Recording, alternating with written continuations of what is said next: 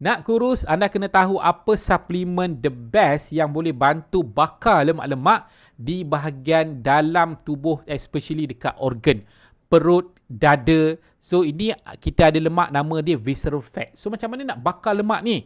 Senang je. Pertama sekali, you follow saya, klik follow. Lepas tu komen bakar lemak. Kemudian klik semua button belah kanan, like, share, repost kan. Repost tu share lah. Lepas tu komen. Baik. Lemak dekat dalam kita punya organ, di sekitar organ kita adalah lemak yang paling susah kita nak buang. Sebab dia duduk di tahap yang paling dalam, payah nak buang.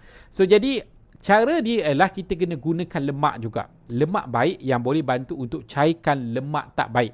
Jadi lemak baik ni kita panggil apa? Kita panggil omega 3. Omega 3 banyak grade dekat pasaran dan kebanyakan omega 3 saya tengok in term of quality dia tak banyak yang high quality. Contohnya quality yang you kena pilih. Pertama mesti tinggi EPA dan DHA. EPA dan DHA ni adalah bentuk omega 3 yang tubuh kita terus boleh ambil, terus bantu untuk kita bakar lemak. Okay, kebanyakannya tak banyaklah EPA dan DHA ni. Yang saya supply dekat sini ialah 90%. Tu memang peratusan paling tinggi. Yang kedua, mestilah daripada bentuk yang selamat. Selamat maksudnya bebas daripada logam berat. Banyak omega 3 tak disebut secara jelas. Dia ambil daripada ikan kecil ke ikan besar. Kena ambil daripada ikan kecil sebab ikan kecil kurang merkuri dan kena tapis 3 kali. Okay, dan yang ketiga ialah you ambil produk, you nak sihat kan? You kurus sebab you nak sihat, you nak cantik. So jadi make sure benda tu provenly sihat. So tak banyak, bukan tak banyak, saya rasa hampir tak ada lah kot dekat market ni omega 3 yang ada clinical study.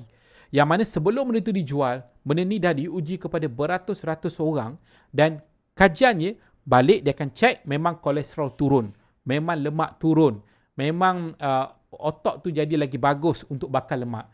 So jadi make sure benda tu ada kajian klinikal yang digunakan lama kan. Yang saya supply ni digunakan 10 tahun dan diuji. Kesan kepada kesihatan tu memang tak ada side effect tapi bahkan kesihatan jauh lagi bagus.